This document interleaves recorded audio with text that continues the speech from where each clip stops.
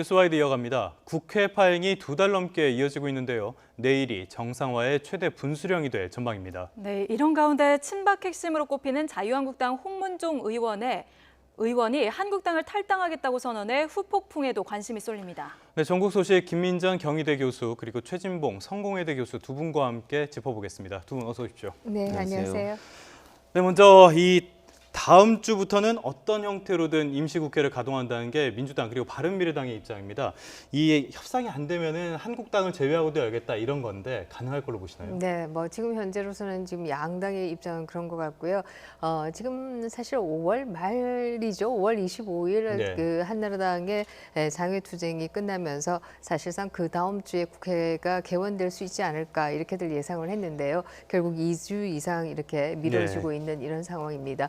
국회법에서도 매 짝수달마다 국회를 그렇죠. 열도록 네. 규정이 되어 있고요. 그렇게 본다라고 한다면 국회법을 지금 위반하고 있는 거 아니냐 이런 얘기도 할 수 있을 것이고요. 또 무엇보다도 중요한 것은 지금 경제가 어렵다 이렇게 얘기를 네. 하고 있는데 이렇게 경제가 어렵고 또 미중 간에 있어서의 그야말로 뭐 거의 그 대결 국면 이런 국면에 있어서 우리 국회는 문을 닫고 이렇게 편안하게 있어도 되느냐라고 하는 그런 여론의 질타도 굉장히 뜨거운 것이 사실이기 때문에요. 네.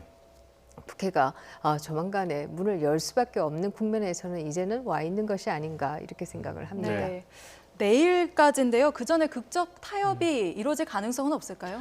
뭐 가능성이 전혀 없다 이렇게 얘기할 수는 없을 것 같아요. 뭐 있다. 근데 그 몇 %냐 이거는 좀 두고 봐야 되는데 실제로 자유한국당 입장에서는 지금 바른미래당까지 국회를 여는데 그러니까 마지노선이 이번 주말이다 이렇게 얘기를 했어요. 그렇다고 하면 자유한국당이 반대한다 하더라도 국회는 열릴 수밖에 없는 상황이거든요. 그러면 오롯이 자유한국당이 국민의 질타를 다 받아야 돼요. 국회가 제대로 일을 안 하고 있다고 해서 지금 비난이 많이 있고 국민들의 실망이 엄청 높아 있는 상황 아니겠습니까? 이런 상황에 자유한국당이 끝까지 반대했을 때는 국회 파행의 모든 책임을 자유한국당이 안을 수밖에 없는 상황이다. 이런 상황이라고 하면 막판에 합의문 조율이나 또는 뭐 지금 주장하고 있는 청문회 문제 이 문제에 어떻게 합의하느냐에 따라 달라질 수는 있겠지만 일정 부분 명분을 가지고서 들어올 가능성도 저는 남아 있다고 봅니다. 그리고 저는 그렇게 돼야 된다고 보고요. 왜냐하면 뭐 국회가 제대로 운영이 안 되고 있고 국민들은 지금 어려운 상황에 빠져 있는데 제대로 일을 안 한다고 해서 국민들이 엄청나게 질타를 하고 있는데 저렇게 정쟁에 빠져가지고 정치적 이익을 위해서 국회의 문을 완전히 닫고 있는 이런 상황이라고 하면 국회 전체가 이건 욕을 먹을 수밖에 없어요. 네. 그런데 자유한국당이 그중에서 가장 지금 강렬하게 반대를 하고 있지 않습니까? 네. 싸우더라도 국회 들어와서 싸워라. 꼭 자기 당에 있는 의원이 했던 말이에요. 그런 민심을 잘 받아들여서 합의를 좀 이루었으면 좋겠다 이런 생각이 듭니다. 네. 자, 지금 최 교수님께서 말씀 중에 극적 타협 가능성을 말씀을 하셨고 또 청문회를 말씀하셨는데 지금 사실 이게 새로운 변수로 하나 떠올랐어요. 경제실정 청문회. 어떻게 이건 좀 여당이 받아들일 가능성이 있다고 보시나요? 저는 받아들여야 한다 이렇게 생각을 합니다. 사실 뭐 이 정말로 경제가 어렵다라고 한다면 왜 어려운가 그 이유를 따져보는 것은 분명히 필요할 것이고요. 그동안 정부가 계속 얘기해온 것은 작년 말이 되면 경제가 좋아질 것이다. 그렇죠. 이 소득 주도 성장의 성과가 작년 말쯤은 나올 것이다 이렇게 얘기를 계속 해왔습니다. 그러나 그 공언과 달리 오히려 경제가 더 어려워지고 있다라고 지금 청와대도 이것은 인정하고 있는 바라고 한다면 과연 그 원인은 어디 있는 것인가? 이것이 전부 다 외부적인 요인인가? 아니면 내부적으로 우리가 정책을 잘못한 것은 아닌가? 이런 부분에 대한 분명한 따져보는 것은 필요하다 이렇게 볼 수 있을 것이고요. 더욱더 중요한 것 중에 하나는 정말 추경을 한다고 해서 경제 문제가 그러면 해결이 될 것이냐. 이 추경이 경제 문제를 해결하는 데 정말 적합한 추경이냐.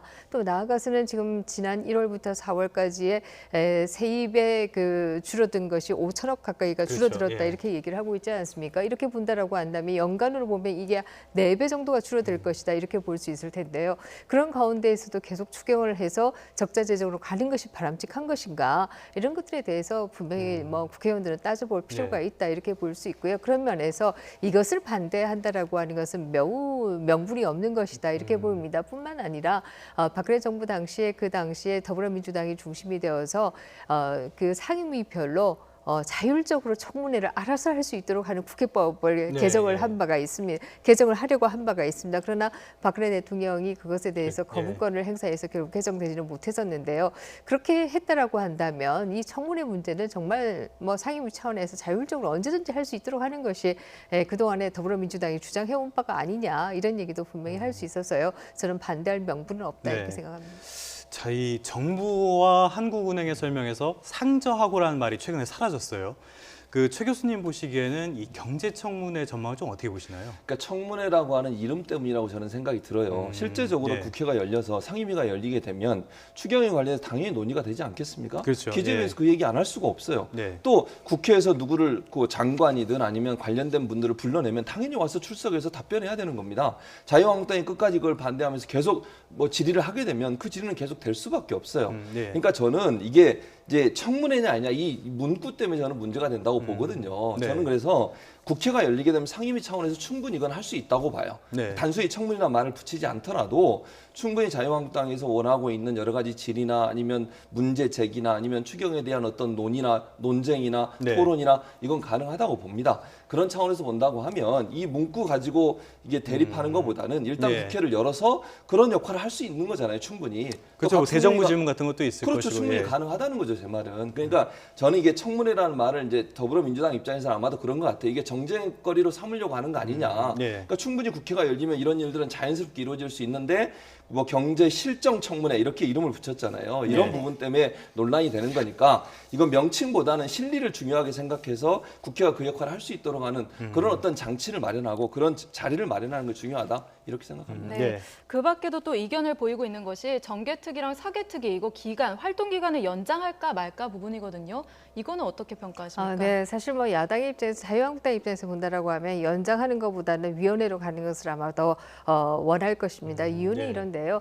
가장 큰 이유라고 한다면 사개특위의 문제입니다. 사개특위 위원장의 경우에는 지금 현재는 이상민 의원으로 더불어민주당 소속 의원입니다. 거기에 반해서 법사위원장의 경우에는 여상규 의원으로 자유한국당 소속 의원입니다. 그렇게 본다라고 한다면 모든 뭐 조직의 회의의 운영이라고 하는 것은 위원장이 어떻게 하느냐에 따라서 상당히 영향을 받을 수밖에 없는데요. 이 법사위원장의 경우에는 자유한국당 소속이다라고 하는 게 네. 자유한국당으로서는 아마 이쪽으로 가는 것이 더 바람직하지 않겠는가 이렇게 생각하는 네. 부분일 것이고요. 거기에 반해서 여당의 경우에는 아마 이 사개특위를 좀 더 연장해서 자당 소속 의원이 이 부분을 좀 맡아서 갔으면 좋겠다 이런 생각이 아마 있지 않는가 이런 생각을 하는데요. 네. 저는 어느 경우나 사실은 합의가 이루어지지 않는다라고 한다면 큰 의미가 없다 이렇게 생각합니다. 특히 정치개혁 부분에 있어서 선거제도의 경우에는요. 자유한국당이 반대를 한다라고 한다면 330일 후에 그 자동 상정을 할 수밖에 네. 없고요. 그때 이제 투표가 들어가는데요. 330일 후라고 한다면 3월 달이고 그것은 그때 만들어진 선거법은 사실상 다음 2020년 선거에는 적용되기가 어렵다는 얘기가 되는 것입니다. 예. 그렇게 된다라고 하면은 결국 선거법을 위해서도 자유한국당과 합의할 수밖에 없는 것이다. 이렇게 얘기할 수 있을 네. 것이고요. 결국 여야의 합의에 통해서 사교특위든 뭐 정개특위든 운영될 수밖에 없는 것이기 때문에 어느 한쪽으로 이걸 미루게 한다라고 하는 게 별로 의미가 없다 이렇게 생각합니다. 자, 지금 이 경제가 워낙 이슈다 보니까 하나 또 좀 여쭤보면은 아무래도 경제는 국정 운영의 책임을 갖고 있는 여당 쪽에서 지금 다급할 거란 말이죠. 그렇죠. 특히 이 추경이 굉장히 좀 급해 보이는데 그렇죠. 여기에 대해서는 좀 이 추경이 국회 정상화의 어떤 계기가 될 가능성이 있다고 보시나요? 그러니까 국회 정상화에 사실은 이제 추경 문제가 처음에는 추경 문제가 자유한국당이 약간 좀 비판적인 입장을 취했지만 예. 추경에 대해서 어느 정도 과거에도 그래요. 과거에도 항상 여당이 뭐 추경을 그렇죠. 추경 해달라고 예. 요청을 하고 야당이 반대는 했지만 한 번도 통과 안 된 적이 네. 없어요. 그러니까 논란은 될 수 있고 추경에서 어느 곳에 어느 정도 돈을 쓰느냐 이런 논란은 될 수 있지만 추경이 통과 안 된 적은 없습니다. 네. 뭐 어느 정도 기간이 통과됐냐의 문제이긴 하고요. 그래서 제가 볼 때는 추경이라는 문제가 정상화에 걸림돌이 된다고는 보진 않아요. 왜냐하면 국회 정상화를 위해서 지금 논의되고 있는 게 추경 문제하고 아까 말씀하신 정개특위, 사개특위인데 이 두 가지는 큰 틀에서 어느 정도 합의가 이루어진 걸로 보여지거든요. 다만 추경 예산 같은 경우는 야당에서 따져야죠. 당연히 이게 제대로 쓰이고 있는지 어디에 쓸 건지 쓴다면 정말 이게 경제를 살리는 데 도움이 되는 곳인지 하는 부분을 따져야 한다고 저는 생각해요. 실제 담당하고 있는 장관도 불러내고 네. 실무자들 불러내서 정말 이거 제대로 쓸 거냐 이거 따져야죠. 그리고 그렇게 해서 만들어서 추경이 통과된다고 하면 저는 문제가 없다고 보고 다만 저는 이제 이런 것 같아요. 명분을 자유한국당이 필요로 하는 것 같고 그 명분도 어느 정도 저는 이루어졌다고 보거든요. 예를 들면 네. 강기정 수석이 이제 최근에 만나서 나경원 원내대표 만나서 말씀 잘 듣겠습니다. 더 열심히 경청하겠습니다. 이런 얘기도 했었고 예. 또 지금 현재 분위기로 봐서는 국회가 열리지 않는 것에 대한 국민적 여론도 크고 그다음에 바른미래당까지 국회를 열겠다고 나선 마당에 자유한국당 입장에서는 어느 정도 명분을 저는 갖췄다고 보기 때문에 그래서 제가 아까 처음에 말씀드린 것처럼 일정 부분 합의로 이루어질 가능성도 저는 있다고 봐요. 그게 몇 퍼센트냐고 제가 네. 뭐 단정적으로 말씀드릴 수 없지만 그래서 국민이 원하는 것 그것이 뭐냐 하는 부분을 자유한국당이 좀 경청했으면 좋겠다는 생각이 듭니다. 네, 저희가 추경 얘기를 계속 하고 있는데요. 오늘 밤에는 그러니까 내일 새벽 1시긴 합니다만 오늘 밤에는 마침 또 U20 월드컵 결승이 있습니다. 그래서 아주 축구 열기가 뜨거운데 여야 원내대표가 이 축구에 비유를 하면서 추경 얘기를 했거든요. 뭐 보자면 이인영 민주당 원내대표는 자로 잰 듯한 이강인 패스처럼 타이밍 맞춘 추경 투입. 이렇게 얘기를 했고요. 또 나경원 한국당 원내대표는 자살골 넣는 선수에게 추경 패스 해줘야 하나 이런 얘기를 했습니다. 이 비유는 어떻게 보셨나요? 네, 좀 뭐 의미 제가 있나요? 한마디 한다라고 하면요. 제발 젊은 사람들한테 좀 부끄러운 일을 하지 말자 이런 얘기를 우려하고 싶고요. 지금 뭐 추경의 내용이라고 하는 게 정말 얼마나 추경에 일자리 승수 효과가 있는가 예. 또 재정의 승수 효과가 GNP에 대한 승수 효과가 있는가라고 한다면 아주 미미하다라고 하는 게 일반론적인 것이 사실이고요. 또 이번 추경의 내용을 봐도 이것이 정말 일자리를 창출하고 경제 위기를 극복하는 데 도움이 되는가 네. 별로 그렇지 않아 보인다라고 하는 지적들이 많은 것도 사실입니다. 뿐만 아니라 더욱더 중요한 것은요. 저는 한국 사회가 더더욱이나 이 추경에 대한 중독증이 있다 이렇게 얘기를 좀 드리고 싶고요. 역대 정부가 모두가 이 경제 위기다라고 해서 추경을 해왔지만 우리가 돌이켜 본다라고 한다면 지금보다 그때가 다 경제적으로 더 좋았던 것이 아닌가, 앞으로 더 나빠질 수도 있는 거 아닌가 이런 생각을 해본다라고 하면 자꾸 추경이나 이른바에 정부가 적자 재정으로 가는 것은 바람직하지 네. 않다 이런 생각을 하고요. 사실 추경이라고 하는 제도 자체가 없는 나라들도 있어요. 네. 그런데 우리의 경우에는 원래 예산회계법에서는 본 예산에서 예산을 통과시키기 이전에 발생하지 않은 것에 대해서만 추경을 하도록 이렇게 네. 예산회계법은 되어 있었는데요. 정치권이 이것을 바꿔서 국가재정법으로 바뀌면서는 본 예산이 통과되기 이전에 발생하지 않은 일이라고 하는 그 문구는 삭제해 버렸습니다. 그래서 뭐 미세먼지나 이렇게 네. 매년 발생하는 문제도 지금 추경에 다 넣겠다라고 하고 있는데요. 이 추경에 대한 중독증 너무 심각하다는 지적도 하겠습니다. 네. 네, 그 추경은 그 시기 못지않게 내용도 중요한데 이 부분에 대한 정문도 좀 필요할 것 같습니다. 이번에는 한번 그 청와대와의 관계도 한번 짚어볼게요. 나경원 원내대표가 이 청와대 정무수석에 대해서 좀 아쉬움을 많이 토로를 했는데 최근에 그 국회를 찾아가고 소통 부족에 대해서 언급을 했어요. 그 부분은 어떻게 들으셨나요? 네, 그렇습니다. 사실 청와대의 수석이나 비서관들의 경우에는 정말 눈에서 안 보이는 곳에서 일해야 되는 네. 분들이다 이렇게 생각을 합니다. 대통령은 눈 앞에 보이고 대통령은 기자회견을 통해서 여러 가지 정책에 대해서 국민이 알고 싶은 말을 설명한다라고 해도 비서관이나 수석 비서관들의 경우에는 눈에 보이지 않는 곳에서 일을 해야 된다 이렇게 생각을 하는데요. 너무 많이 나타난다. 네. 라는 생각을 하게 되고요. 특히 장관보다도 오히려 더 많이 국민 앞에서 자신들의 의견을 얘기하고 있다. 이것은 굉장히 바람직하지 않다라는 생각을 하게 됩니다. 특히 정무 수석의 경우에는 더더욱이나 여야의 보이지 않는 곳에서 네. 서로의 의견을 해결하고 이래야 되는데 오히려 이분들이 앞에 나서서 야당을 비난하고 뭐 이런 얘기 된다라고 하면은 정국은 더 꼬일 수밖에 없는 것이 아닌가 이런 생각을 하게 되고요. 네. 사실 대통령과 정부 여당은 결국은 성과물로 평가를 받습니다. 그 과정에서 얼마나 잘했느냐 잘못했느냐의 문제가 아니라 결국은 성과물로 평가를 받는다라고 한다면 어찌됐든 야당을 이끌어서 뭔가 결과물을 내는 것이 중요하지 그 과정에서 정치적으로 내가 이겼다 졌다 이것을 하는 것은 뭐 별로 중요하지 않다고 생각합니다. 네. 결국에는 나경원 원내대표와 강기정 정무수석이 만나서 비공개 회담을 나눴는데 그때 내용이 어떤 게 오갔을지도 참 궁금하고요. 그 뒤에 나경원 원내대표가 입장을 말을 좀 아끼겠다 이렇게 하면서 말끝을 흐렸습니다. 그러니까요. 뭐 그 내용이 공개가 안 됐기 때문에 우리가 뭐라고 추측하기 좀 어려운 부분이 있어요. 비공개로 네. 한 거를 뭐 어떻게 얘기했다 지금 제가 말씀드릴 수는 없을 것 같고 다만 중요한 것은 이게 타이밍으로 보면 나경원 원내대표가 그 전에 그랬잖아요. 청와대 뭐 비서실장도 또는 정무수석도 청와대 사람들이 자기한테 전화해서 밥 먹자는 얘기도 한 번도 없었다. 이런 얘기를 하면서 서운함을 표현했잖아요. 그리고 나서 그 다음 날 바로 강기정 수석이 찾아갔어요. 그건 저는 그러니까 나경원 원내대표의 그런 말에 대해서 반응이라고 보여지거든요. 저게 본인이 가고 싶든 가고 싶지 않든 그런 모양새를 보여줘야 자유한국당이 국회를 정상화하고 또 국회에 들어오는데 명분을 줄 수 있는 요소가 된다고 봐요. 그러니까 청와대가 뭔가를 좀 액션을 취해달라고 나경원 원내대표가 얘기를 한 거고 거기에 대한 반응으로 정무수석이 간 거니까 그 자체로 보면 저는 어느 정도 모양새를 채워줬다. 그러니까 면을 세워줬다고 우리가 보통 얘기하잖아요. 그런 차원이라고 저는 봅니다. 중요한 것은 국회 정상화나 국회 문을 여는 건 원내에서 해결하는 문제예요. 청와대가 네, 그걸 하는 게 네. 아니잖아요.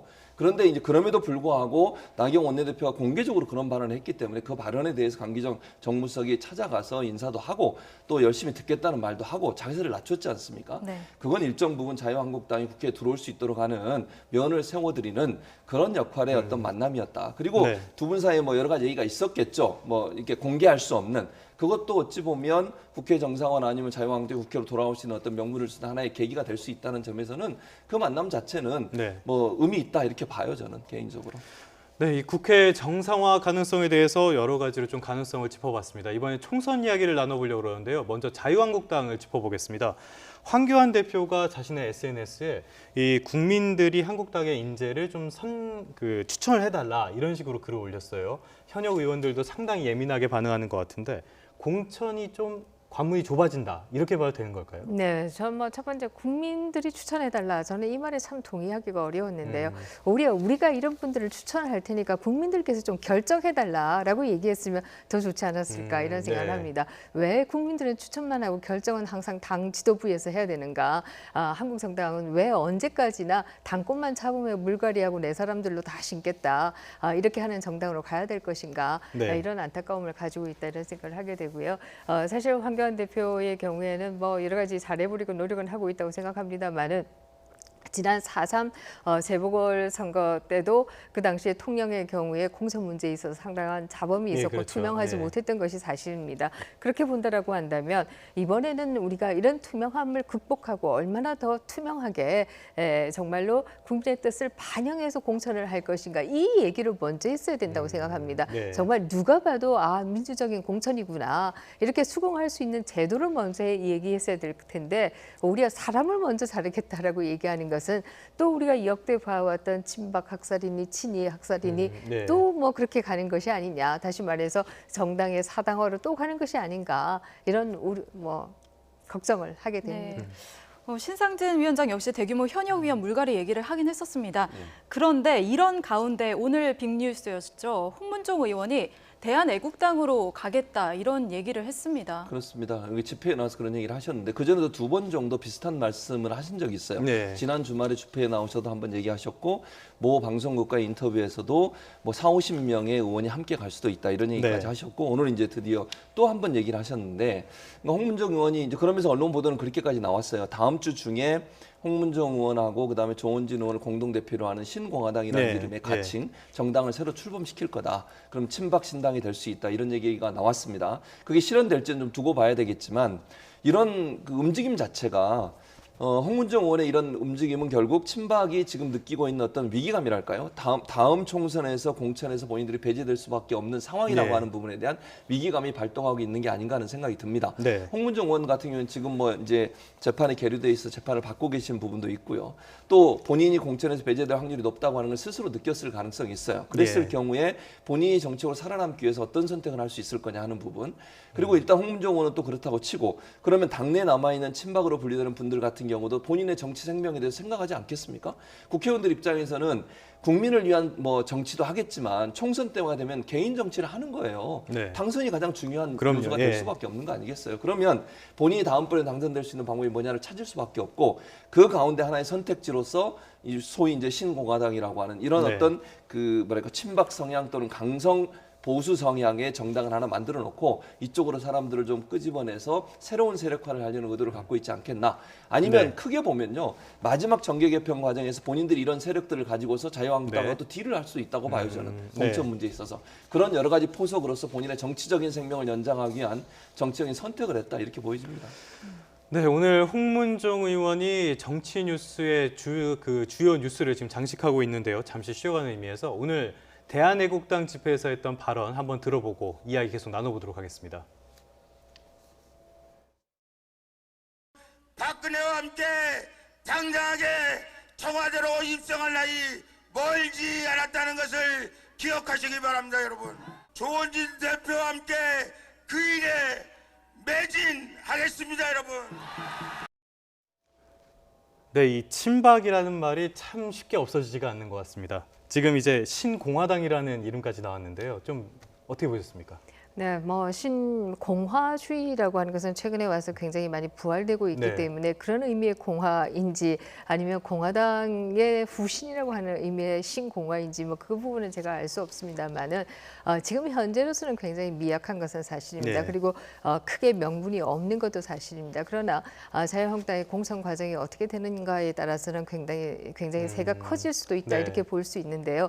만약에 공천 과정이 투명하지 못하고 특히 뭐 친황 공천이 이루어진다라고 하고 특히 그런 가운데에서 지역적으로 그동안 자유한국당의 핵심 지역이었다라고 얘기할 수 있는 대구 경북 지역이 네. 대거 소외된다든지 뭐 이런 경우에 있어서는 이 지금 현재 신공화당의 움직임이라고 하는 게 상당히 태풍으로 발전될 가능성도 있다 이렇게 네. 보입니다. 상당히 많은 의원들이 부당하게 공천을 받지 못하고 특히 그것이 지역적으로 우리가 2016년 같으면은 호남계 의원들이 대거 공천을 받지 못할 것이라는 예상하에 네. 갖고 그것이 국민의당으로서 그렇죠. 상당히 예. 성공했다 이렇게 볼 수 있다라고 한다면 지금도 그런 조건은 여전히 유효할 가능성이 있다 이렇게 보입니다. 결국 중요한 것은 자유한국당에서 결국 공천이 어떻게 이루어지느냐 이것이 변수다 이렇게 뭐 앞서서 친박연대라는 것도 있었죠. 네 그렇습니다. 네, 그래서 한 40~50명 정도가 함께 탈당해서 이쪽으로 옮겨갈 것이다 이런 예측을 내놨는데요. 네. 현실성 있습니까?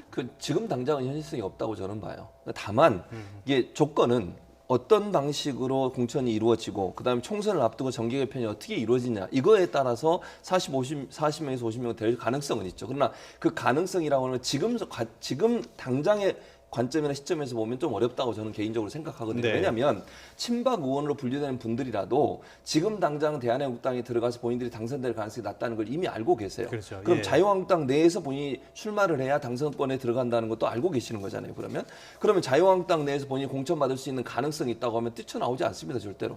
왜 뛰쳐나오겠습니까? 네. 차라리 친박이라는 색깔을 지우면서 좀 희미하게 만들면서 네. 거기 남아있으려고 하겠죠.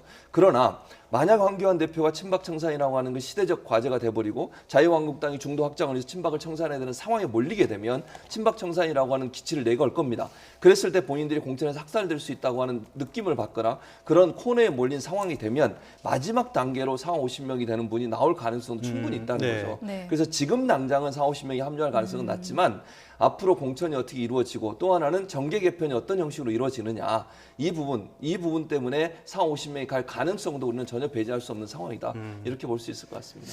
결국에는 공천이 제일 중요할 것 같은데요. 말씀하신 대로 태풍이 될 수도 있다.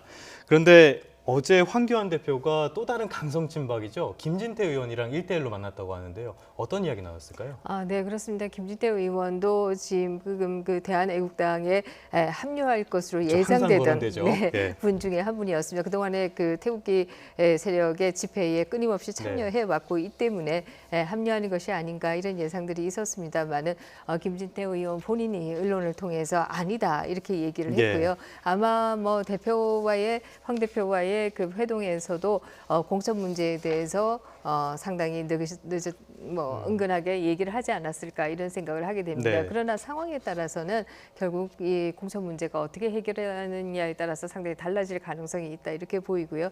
두 번째는 황 대표가 대표로 취임하기 하던 그 당시와 비교해 본다라고 하면 지금 당 안팎으로 상당히 좀 흔들린다 이런 네. 그 진단들이 나오고 있는 네. 것이 사실입니다. 그래서 이 흔들림이라고 하는 게 지속된다라고 한다면 또 하나의 움직임이 발생할 가능성도 있다 이런 생각을 하게 되고요. 세 번째는 결국 박근혜 전 대통령에 대한 사면이 이루어지지 않느냐 네. 이런 문제도 또 하나의 변수로 작동할 가능성도 있다 이렇게 생각합니다. 네. 김진태 의원이 황 대표를 만나서 막말에 사과하면 안 된다 이런 얘기를 했다는 얘기도 나오고 있습니다. 그렇습니다. 실제로 황 대표가 막말과 관련해서 최근에 입장을 좀 변경하는 것 아닌가 하는 발언들이 있었는데요. 예. 원래는 뭐 저도 3사 일원하고 있으니 심사 일원 해달라 그렇게 이렇게 요청을 얘기했었죠. 했다가 네. 뭐 최근에는 아무거나 막말이라고 말하는 그 말 자체가 막말이다 이렇게 그렇게. 하면서 입장 변화 아닌가 싶었거든요. 그렇게 약간 이제 변화가 있는 것처럼 보여져요. 네. 그리고 이제 뭐 나경원 원내대표도 약간 이제 박근혜 전 대통령 탄핵에 대해서도 입장을 좀 바꾸는 듯한 그런 발언들도 하고 이런 걸 보면 실제적으로 이제 김진태 의원을 만나서도 그렇지만 현재 분위기로 보면 태극기 집회 계속 나오시는 분들이나 그 세력들이 사실 자유한국당이 일정 부분 지분을 갖고 있는 부분이 있잖아요. 그러니까 네. 박근혜 동정론이 좀 커지고 있다 이렇게 제가 표현해 볼게요. 커지고 있는 상황이고 또 하나는 강경 보수화가 되는 것이 자유한국당의 일반적인 어떤 모습일 수도 있어요. 예를 들면 뭐 5.18 관련해서나 아니면 세월호 관련해서 막말을 하거나 이런 분들이 계속 본인들의 입장이나 주장을 철회하지 않고 계속 그런 주장을 하고 계시잖아요. 네. 그리고 그런 강한 발언들이 계속 나오고 있는 상황이에요. 그러니까 일반 국민들이 볼 때는 막말이고 이거는 정말 왜곡된 발언이고 이런 발언들이 계속 나오는 것을 보면 이 자유한국당 내 이런 강경 보수라고 하는 세력들이 아직도 존재하고 있고 그분들이 일정 부분 당내 영향을 미치고 있다는 부분들이 인지됐기 때문에 그분들을 놓치기 어려운 부분에 대한 어떤 선택이라고 보여져요. 김진태 의원을 만났어도 김진태 의원도 그 얘기를 했을 거예요, 분명히. 네. 우리를 계속 배제하고 가면 총선에서 질 수도 있다. 우리가 당신들과 함께하지 않으면 당신들이 어려워질 수도 있겠다. 이런 얘기를 하지 않았겠어요? 그런 차원이라고 하면 한교안 대표 입장에서는 나경원 대표 입장에서는 본인들의 지분이나 아니면 본인들이 자유한국당에서 계속 지도력을 갖고 총선을 이끌어 가는데 필요한 세력으로 인지하고 있기 때문에 이걸 완전히 떨쳐내지 못하는 거죠. 그러니까 동거, 불안한 동거라고 표현할 수 있을 것이고 어찌 보면 뭐 서로가 서로에게 반감을 줄 수 있는 동거. 네. 저는 그렇게 표현하고 싶은데 왜냐하면 서로가 서로에게 표를 깎아먹는 요인이 될 수도 있어요. 그럼에도 불구하고 그들과 함께 갈 수밖에 없는 그런 어떤 딜레마에 빠져 있는 게 아닌가 이런 생각도 듭니다. 네, 총선이 가까워지면서 국회 상황도 갈수록 복잡해지는 것 같습니다. 국회 정상화와 그리고 자유한국당의 내부 문제까지 지금까지 김민정 경희대 교수 그리고 최진봉 성공회대 교수와 이야기 나눠봤습니다. 두 분 말씀 감사합니다. 고맙습니다.